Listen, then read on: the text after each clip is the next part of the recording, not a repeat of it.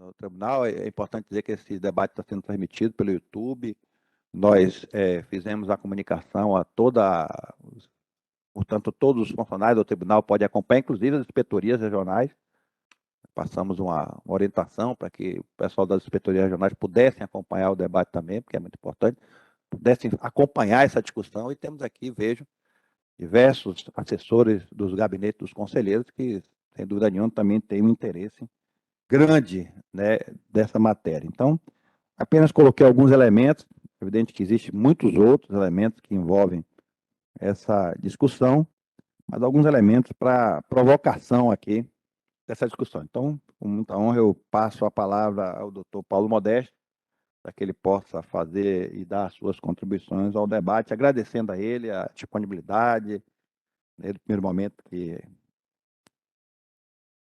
indaguei sobre a possibilidade de participar desse debate, ele se colocou prontamente, como o professor Eduardo, como todos, e eu espero que, como da última vez que fizemos um debate muito interessante, a doutora Flávia tem acompanhado isso nas reuniões administrativas, aquele debate foi muito elucidativo e deu um roteiro importante para que a gente pudesse enfrentar essa questão. Eu espero que hoje também a gente colhe elementos aqui importantes para depois a gente levar esse elemento para o plenário quando formos apreciar a matéria dessa natureza. Então, doutor Paulo, passo lá a Vossa Excelência, desde já agradecendo a sua presença, a sua participação.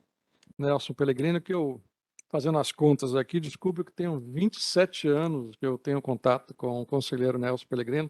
Quando eu entrei na faculdade, ele era presidente do diretório acadêmico, já era uma liderança lá na faculdade quando eu cheguei, de modo que agradeço as palavras de atenção, de carinho, e agradeço também a presença de todos aqui, sobretudo também os meus colegas de bancada, Franco Ferrari, Eduardo Viana e todos os conselheiros aqui presentes, que muito me alegram. O tema é desafiador, ainda mais o desafio de falar nessa casa, que trabalha com essa temática de forma permanente, e o desafio era introduzir o tema em 30 minutos, o que também é complicado, e abordar uma série de questões, muitas relacionadas ao tema do processo administrativo, que é um tema que me é caro. Eu participei da comissão que elaborou a Lei de Processo Administrativo da União, tenho convivência com a temática há muito tempo, de modo que eu vou tentar introduzir, começando por, obviamente, normas gerais e temas gerais, depois tratando especificamente do tema que nos ocupa nessa tarde.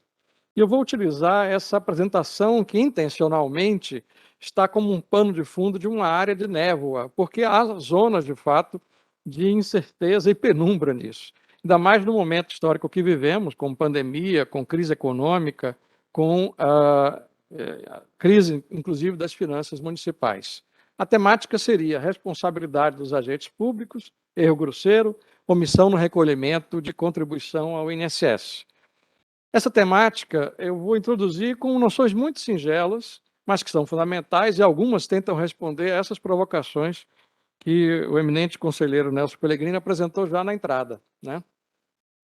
Em que termos a responsabilidade subjetiva do agente público pode ser graduada pela legislação e em que medida ela se apresenta num controle de contas, né? Sabemos que ela não é igual, obviamente, nem pode ser à responsabilidade objetiva do Estado. Em que se diferencia?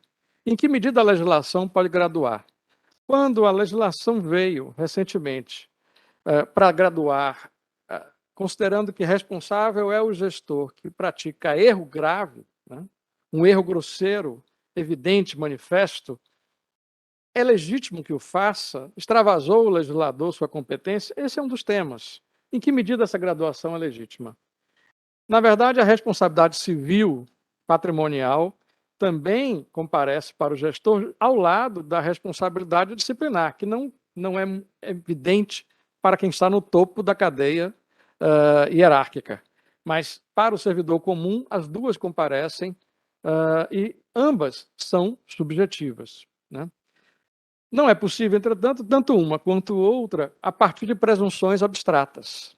Não é o simples fato de vencer um prazo hoje que amanhã eu estou incidindo em uma situação de responsabilidade ou de improbidade, ou coisa que vale. Eu brincava aqui antes de entrarmos que se tudo é improbidade, nada é improbidade. É preciso que haja uma especificidade nos comportamentos, evitando uma enfim, em tornar frívolo um conceito por seu esvaimento completo de significação. Muito bem. Se é assim, o que é que hoje se pode dizer que é basicamente um consenso na ideia de uma responsabilidade subjetiva de agentes públicos? Isto que eu apresento aqui, 5 exigências. Primeiro, que exista um dano antijurídico que não se deve suportar, que não é aceitável suportar, um dano relevante, um dano insignificante não dá aso a uma responsabilização, um dano reprovável que não tenha sido possível evitar, ou que tenha sido possível evitar e não se evitou, né? Portanto, um dano não justificado, um dano culpável, deliberável, previsível, resultante de uma conduta evitável, e um dano diretamente imputado à ação ou omissão específica do agente público, individualizável, portanto, e vinculado ao exercício da função. Todas essas exigências são elementos fundamentais para caracterizar efetivamente uma responsabilidade subjetiva de agente público. Se faltam esses elementos, essa responsabilidade vai ser por presunção, vai ser objetiva, não vai ser uma responsabilidade de fato subjetiva. Ou haverá uma causa de desresponsabilização ou exculpação, né?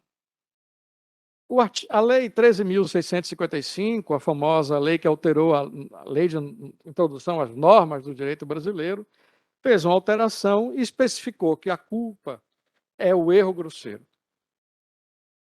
Essa norma teve uma série de reações, inclusive dos próprios tribunais de contas, sobretudo da União, mas, mais recentemente, quando a medida provisória 966 foi editada, já no bojo da crise do coronavírus, o Supremo Tribunal Federal, como veremos na DIN 6427, reafirmou a legitimidade destas disposições e a validade da restrição que foi feita pela lei, restringindo a culpa para a culpa grave, a culpa ou aqui, agora denominada erro grosseiro, né? E o mais interessante é que, num cenário de pandemia, se poderia até cogitar algo que na doutrina portuguesa é muito mais frequente, que é o chamado estado de necessidade administrativa, que o professor Paulo Otero estabelece com 4 pressupostos, né? Primeiro, a existência de uma circunstância de fato extraordinária, tivemos aqui uma pandemia, que ninguém esperava, ninguém aguardava, e que abalou as estruturas financeiras, administrativas e organizacionais do país. Uma circunstância que envolve ameaça séria, um efetivo prejuízo a danos de bens públicos relevantes, a essencialidade desses bens, e a intervenção administrativa tendo que se fazer, inclusive violando regras administrativas. Esta violação de regras administrativas num cenário de excepcionalidade, aqui em qualquer lugar do mundo, é admitida. E não gera responsabilidade do gestor, porque vale como uma habilitação de um agir administrativo contra a legem, aceito e admitido. Mas, em vez de apelar para o conceito de estado de necessidade administrativo, o que fizemos foi tentar alterar lá as regras, especificar ainda mais o tema do erro grosseiro. Óbvio que Eduardo tem muito mais a falar do que eu sobre essa temática, que é uma temática muito próxima ao direito penal, que já trabalha com o conceito de estado de necessidade há, enfim, centenas de anos. O direito administrativo tem muito prurido de trabalhar com este conceito, porque ele trabalha com o vigor, o conceito de um princípio de legalidade quase que onipresente. A ideia de termos possibilidade de excepcionar a legalidade e julgar que essa exceção é legítima causa inquietação nos administrativistas e eles não gostam de trabalhar este conceito. Mas, num cenário como o nosso, deixar de considerar essa possibilidade também seria uma lacuna argumentativa. Muito bem. E o que seria este erro grosseiro, né? O erro grosseiro é um conceito que eu já escrevi em artigo, equivale a uma culpa grave, né? Foi invocado, curiosamente, pelo próprio Supremo Tribunal Federal em acórdãos, tratando da responsabilidade dos pareceristas, muito antes da lei de introdução às normas do direito brasileiro ter sido alterada. Isto foi incorporado para tentar não criar uma espécie de pânico nos pareceristas sobre a orientação que davam e depois com condenações que vinham recebendo por suas manifestações. Essa foi a origem da novela E o artigo 28, fazendo essa distinção, recebeu desde logo uma reação forte do TCU, como vocês sabem, que tentou diferenciar a responsabilidade disciplinar daquele ano, dizendo que tudo continuava igual em matéria de responsabilidade por dano e ressarcimento dos danos gerados, como se nada tivesse sido alterado. E então dizia o TCU, agora tem mudado aos pouquinhos, e sem haver qualquer gradação, devendo indenizar surge quando surge o prejuízo ao erário. Sem análise se o erro é justificado, não justificado, manifesto ou não manifesto, etc. Assim foi assumido. E foi extremamente criticado por toda a doutrina brasileira, porque, na verdade, é um modo de atuação e decisão contra a legem, simplesmente. O modo mais sutil de fazer isto foi utilizar uma bitola, um parâmetro abstrato de julgamento, que foi a figura, que não deixa de ser uma ficção, uma presunção, do gestor médio, que não diz nada de ninguém, apenas é aquilo que o tribunal entende que contraria a sua jurisprudência na prática. Né? Se alguém contraria a jurisprudência, o TCU viola o administrador médio. Como essa jurisprudência ela é alterada com frequência no longo do tempo, não é só um administrador médio, é um administrador médium, porque ele tem que adivinhar o que é que a jurisprudência do TCU vai fazer ao longo de sua trajetória na área de controle. Né? O que também é extremamente criticável. O curioso é que o Código de Processo Civil de 2015 já havia, à semelhança de outras normas já presentes no sistema, reduzido a responsabilidade de vários agentes públicos ao erro grave. Ao erro, a culpa grave, a culpa manifesta, a fraude, inclusive, e não aceitando uma culpa simples para fins de responsabilidade de magistrados, Ministério Público, advogados, defensores públicos.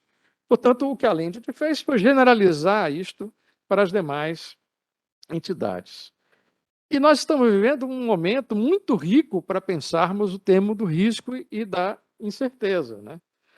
Nós temos a pandemia como uma grande oportunidade de romper uma idealização que ainda é muito forte no direito brasileiro, de idealizar o gestor como um sujeito que é capaz de ser clarividente, onisciente, capaz de sempre dar melhor decisão em qualquer oportunidade.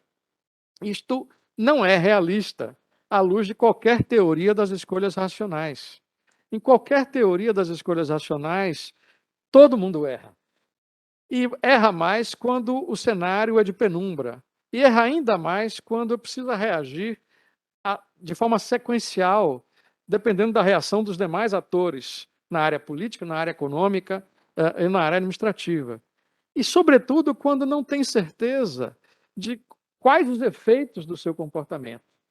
E, em muitos momentos, nós não tínhamos informação completa de quais os impactos das decisões administrativas durante a pandemia. A todo momento, os órgãos, inclusive técnicos, sugeriam tal ou qual medida, e é o que a doutrina econômica chama de diferenciação do risco ou da incerteza elevada ou incerteza keynesiana, que é quando você sabe medir, ou pelo menos quantificar minimamente a probabilidade de certo efeito danoso, e quando você nem isso sabe. Nem isso você sabe porque não sabe quais são as variáveis que podem provocar dano futuro. E é nesse cenário que trabalha o administrador real. Né? O erro grosseiro, portanto, ele não é um conceito empírico, propriamente dito. Ele é um conceito normativo. É um conceito que puxa pelo um conceito de reprovabilidade administrativa. Né? Ele é ambíguo, porém, porque você pode olhar para o antecedente ou você pode olhar para o consequente. Pode olhar para os deveres de cuidado, para o processo de decisão, ou pode olhar para o dano provocado. Né? Por isso que eu uso a figura de Janus, que tem duas faces. Né? Eu posso olhar o erro grosseiro como omissão grave no cumprimento da diligência exigível do administrador público, quando da consideração do contexto fático, ou eu posso olhar da ação omissiva que foi lesiva, reprovável, decorrente de uma falsa e culposa representação do contexto fático. De qualquer modo, tudo traduz um grau de reprovabilidade, de desatenção à incerteza e aos cuidados que eram exigíveis. mas se harmoniza perfeitamente com o artigo 22 da Lei de Introdução às Normas do Direito Brasileiro. Essa norma fala que na interpretação dos atos, contratos, processos, decisões do gestor, é preciso analisar os obstáculos e as dificuldades reais que ele enfrentou. É preciso verificar os prejuízos. É preciso quantificar em que medida as próprias políticas públicas exigiram medidas de urgência para avaliar se há realmente ou não um grau de reprovabilidade grave. Bom, isto não significa que porque nós temos uma pandemia, porque nós temos uma urgência, que nós temos um problema, que tudo é desculpável. Não é bem assim. Né? O fato de existir o risco, a incerteza, não autorizam que você não tenha o compromisso de cumprir a lei ou cumprir com eficiência. Mas pode sim haver uma mitigação da responsabilidade subjetiva do agente por transgressões que muitas vezes serão inevitáveis. Estou passando rápido porque eu quero chegar na parte final que nos interessa mais diretamente. Esse erro grosseiro na pandemia foi objeto de várias manifestações do Supremo Tribunal Federal. Uma, que eu considero a mais importante, ocorreu nessas ADINs todas, em medida cautelar, porque o próprio ministro Luiz Roberto Barroso não desejou decidir sozinho e apresentou em plenário e decidiu em plenário esta matéria. Porém, ele apresentou uma série de teses, algumas muito boas, algumas bastante problemáticas, no meu entender, dizendo que configura erro grosseiro o ato administrativo que ensejar a violação ao direito à vida, à saúde, ao meio ambiente, etc., por inobservância de normas e critérios científicos e técnicos. Algo impreciso.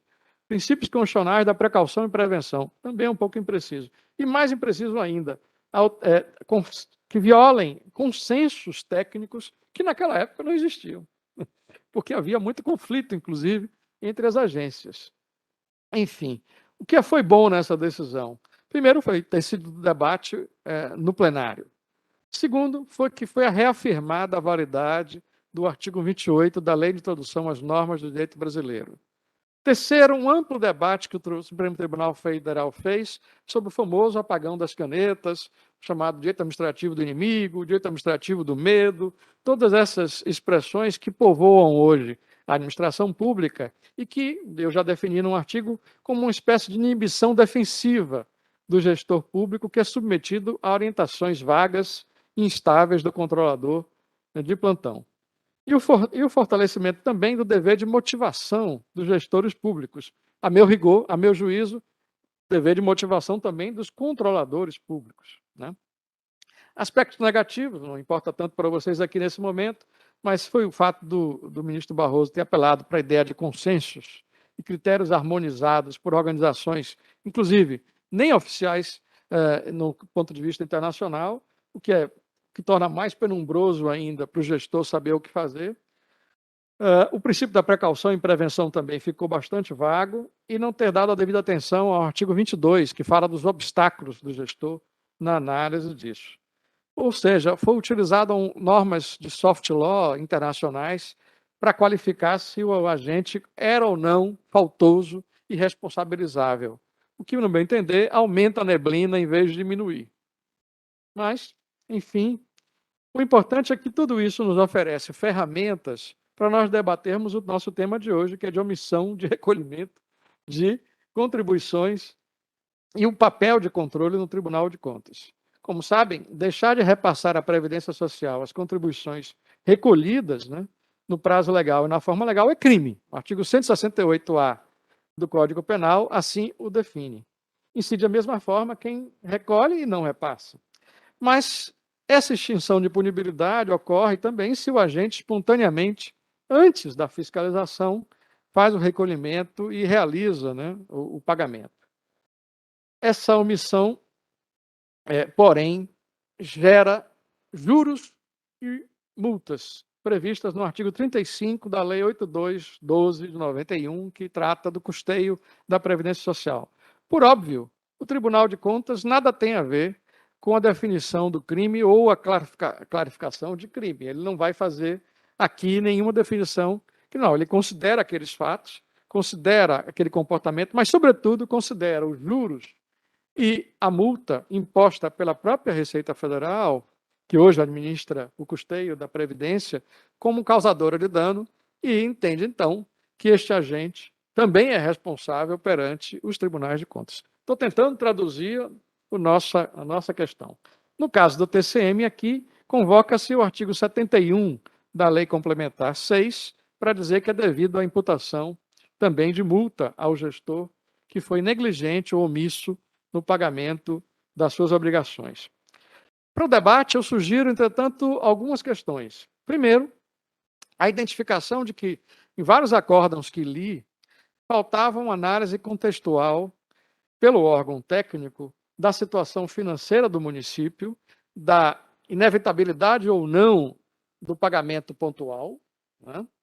Do ônus, portanto, de certa forma, o ônus de fundamentação que deve ser exigível dos órgãos de controle.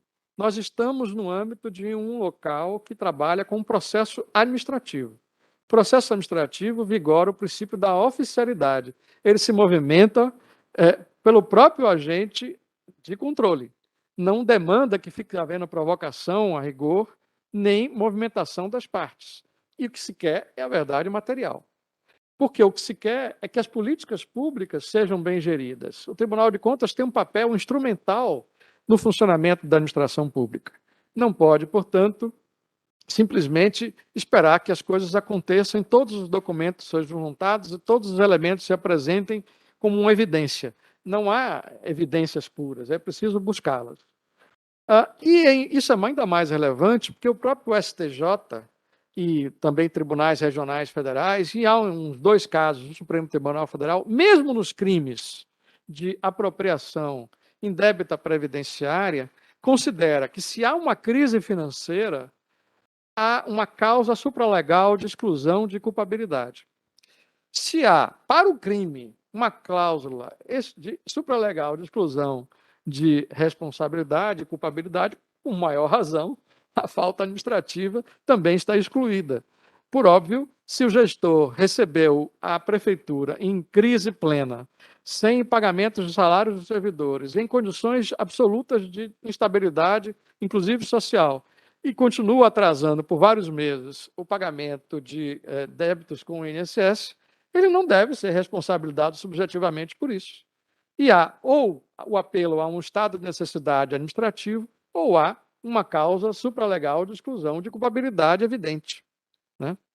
Bom, o regime do processo administrativo não admitir, em face do princípio da oficialidade, é uma autêntica revelia. É outro aspecto bem importante. Quantas vezes um gestor recebe ou tem a notificação feita, encaminhado a notificação para a prefeitura, e ele não é mais gestor, é o seu inimigo político, que é o atual gestor, que não entregará notificação a ninguém. E o sujeito sequer sabe o que está acontecendo, passam-se anos e vem a descobrir que estava condenado a uma imputação de responsabilidade, sem ter juntado elementos de defesa, sem ter feito nada. Isto não é possível. Processo administrativo não é processo civil, os bens não são disponíveis. Não há confissão através da omissão do oferecimento de uma defesa tempestiva. Se não é oferecida uma defesa tempestiva, das duas, uma.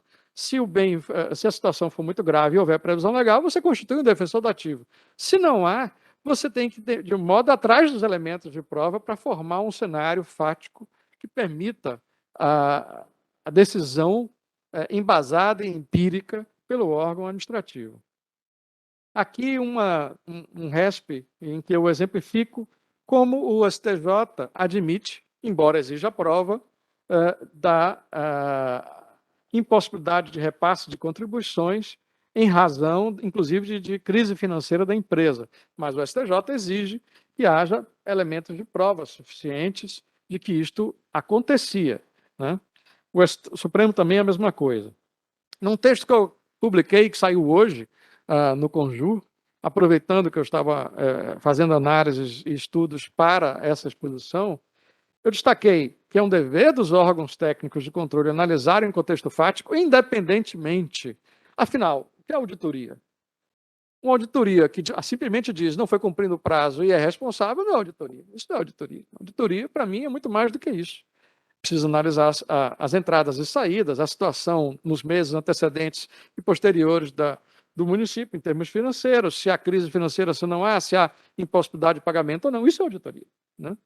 Possibilidade de controle de contas emprega-se também. É possível, eu defendi isso no artigo de hoje, que você tenha uma espécie de transferência dinâmica do ônus da prova também, se o próprio tribunal identificar que há inviabilidade da elaboração da prova, né, por parte daquele que é responsabilizado. Se ele não tem mais acesso aos arquivos da prefeitura, é ele que vai fazer a prova? Se ele não tem mais acesso às informações, como é que a defesa dele é viabilizada e como é que se garante o contraditório? Invocando-se o artigo 373, parágrafo 1º do CPC, que pode ser aplicável com base no artigo 15 do CPC, que informa também os processos administrativos quando não há uma previsão expressa sobre essa matéria. E, por isso, é preciso manter o dever de apuração das circunstâncias fáticas, até para respeitar a lei de introdução às normas do direito brasileiro.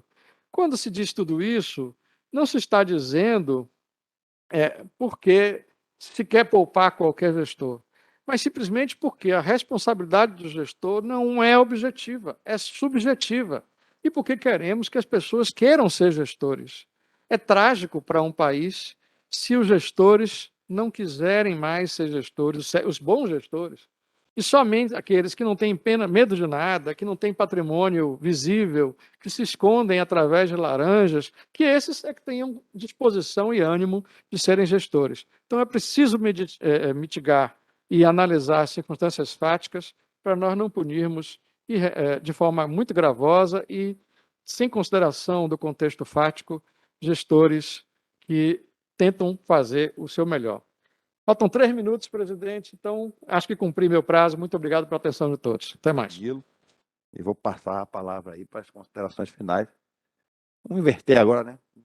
Professor Eduardo, depois professor Paulo aí. Vamos lá.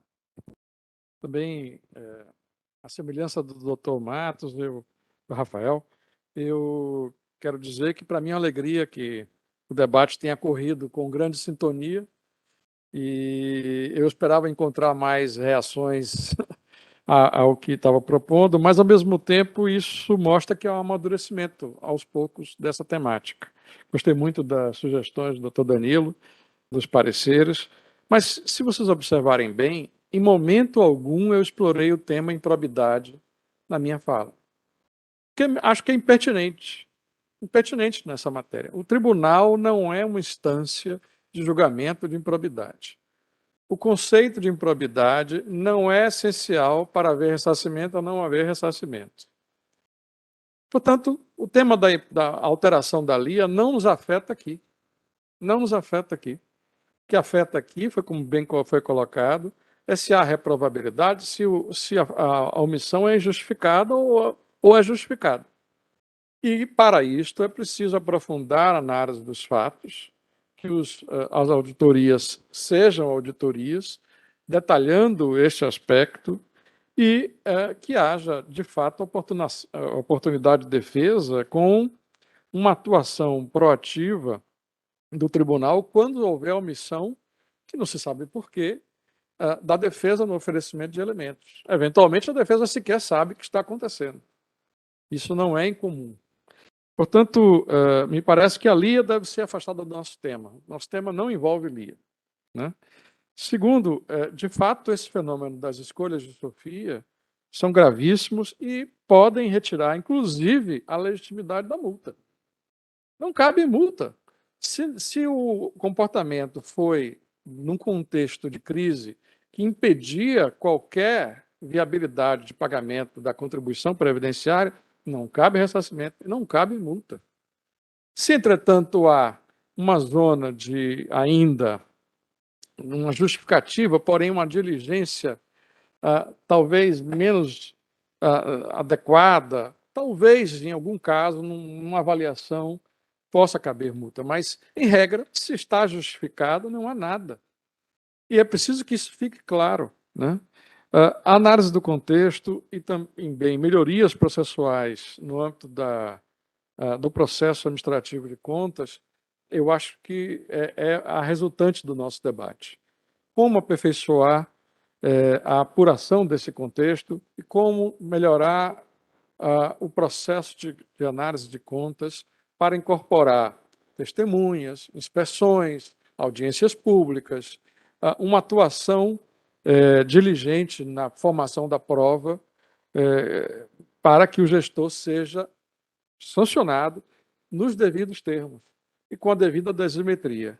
Essa é a avaliação final que eu faço depois de um belo debate que aqui tivemos. Obrigado.